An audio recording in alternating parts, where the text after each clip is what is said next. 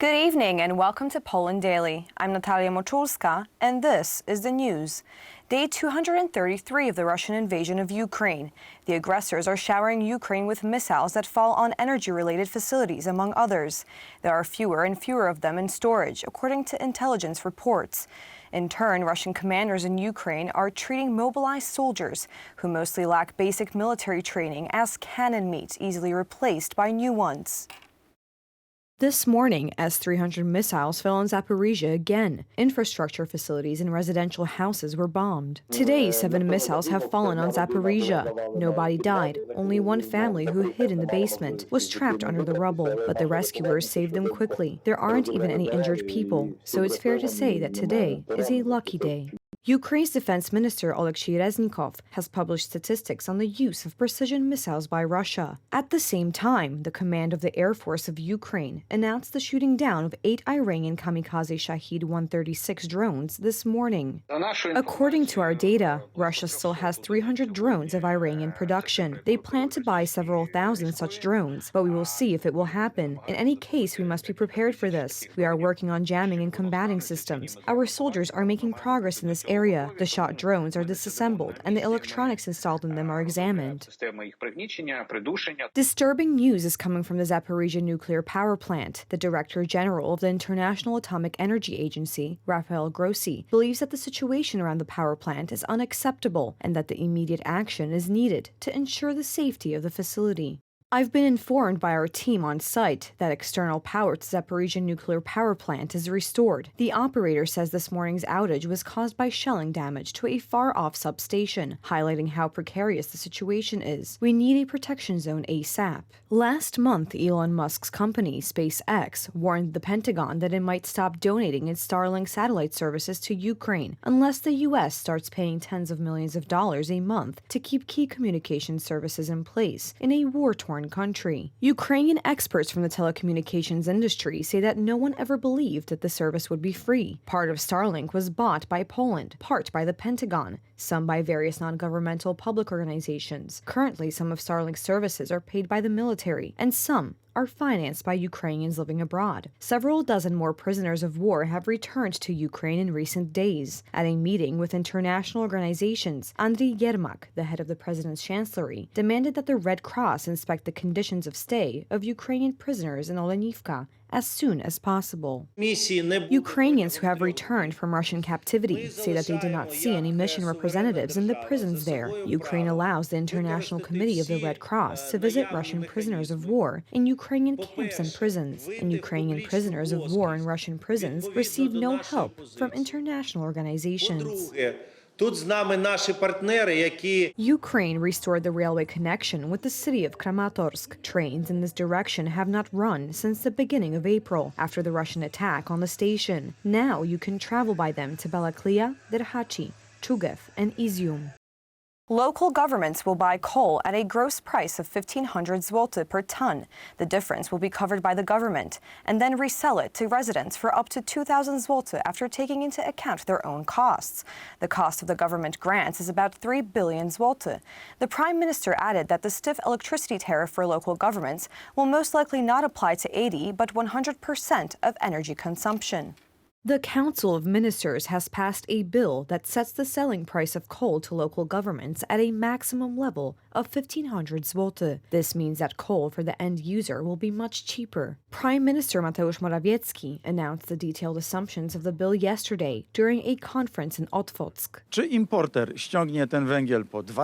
Whether the importer pulls this coal down at 2,400 gross, or 2,600, or 2,700, each time we bring this price down to 1,500 zloty gross through state intervention. This is the final price. Every local government will be able to buy this coal from our importers. Households that want to buy coal from local governments will not pay more than 2,000 zloty per ton for it. This coal can be sold for cheaper than 2,000, but not more than 2,000 zloty. These prices are very competitive, and after this information presented by Prime Minister Morawiecki and Minister Sasin, this interest among residents has increased, because I will remind you that today the average price of coal is about 3,000 zloty per ton, so here this amount is extremely competitive. The government also approved the Climate Ministry's project to freeze energy prices. This is a law that is another step in protecting individual consumers. Above this tariff, above this amount of consumption of 2,000 kilowatt hours, where we freeze the price for the year 2023 at the price level of year 2022, will be the rate of 693 zloty, regardless of the consumption limit.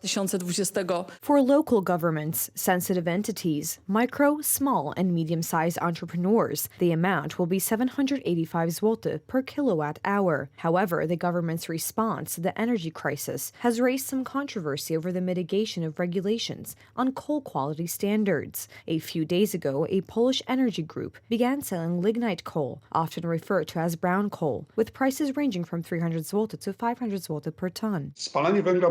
Burning lignite in households will be harmful to our health and will result in more pollutants being released into the air. Lignite is a dirty energy source. In thermal power plants where such coal is burned, there are special desulfurization filters. Households do not have such filters. Smog is a problem and cannot be downplayed. But on the other hand, we must realize that we are in for a difficult winter. I am talking about the geopolitical situation and how the supply of energy resources will be. More than a month ago, the Minister of Health, when asked about the supply of the Agency of Strategic Reserves with anti-smog masks, answered, "We will analyze this, but for now, calmly, we are prepared to make such reserves." The government is keen to pass the bill as soon as possible, which will go before the Sejm next week. On Thursday evening, Deputy Prime Minister Jacek Sasin appealed to the Senate not to delay work on the bill. The deployment of the Patriot anti-missile system to the Polish army under the Vistula program is getting closer. A test of the launchers which Poland has ordered from the U.S. took place today in Toruń. President Andrzej Duda, along with Deputy Prime Minister and Head of the Ministry of Defense Mariusz Błaszczak, were on the site. Due to the war in Ukraine, the deployment of the system has been accelerated, which government representatives have repeatedly discussed with Washington. The first components of the system were delivered in 2021. The M903 launchers were manufactured by Stalowa Wola steel mill. To jest niewyobrażalnie nowoczesne. This is an unimaginably modern solution. This is a solution that will actually build Poland's security more and more strongly, up to full anti-missile and anti-aircraft security. Bezpieczeństwa antyrakietowego i przeciwlotniczego. The Patriots are to be part of Poland's Vistula medium-range air defense system. The purchase is to be divided into two stages, the first in which launchers will be equipped with sector radars, with a field of observation of about 120 degrees. In the next tranche, it will be 360 degrees. Kiedy dołączymy do tego systemu When we add the F-35 to this system, then we will have a full overview of the situation, and cooperation within this system will certainly provide security conditions. Exceptional, I would say, safety conditions. Bezpieczeństwa, unikalne, powiedziałbym, warunki bezpieczeństwa.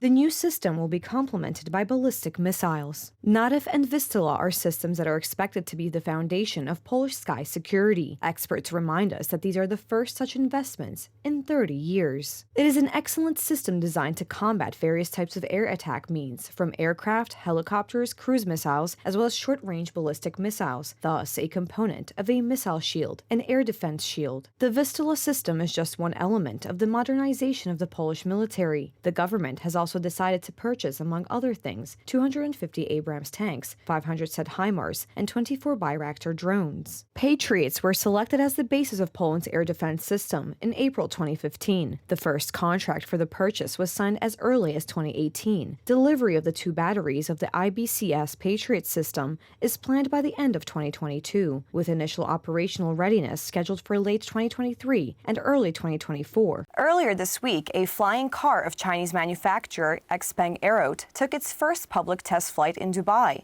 The presentation, which lasted 90 seconds, was unmanned for the time being, but the company is already working on introducing the machine to the international market. With zero carbon dioxide emissions, the futuristic two-seater is the latest generation of flying cars for the Chinese electric vehicle manufacturer and is equipped with an intelligent flight control system and autonomous flight capabilities.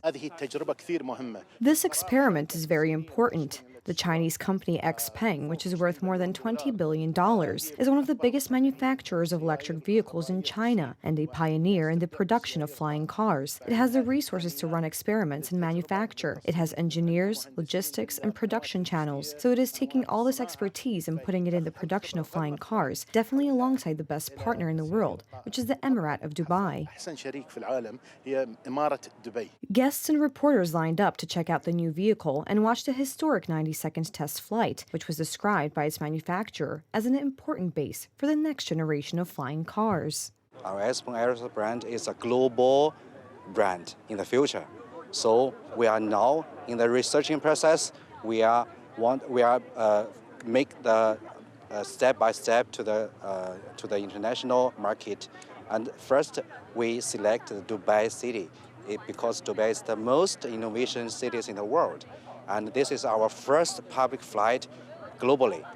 And this is our first step to the international. After this event, most of the media and the public will see our flying car, and it will be the very important base for the next generation flying car. Thank you so much for joining us this evening. Please stay tuned for Poland Daily Weather, Poland Daily Business, and some of our other programs. But for me, have a wonderful weekend.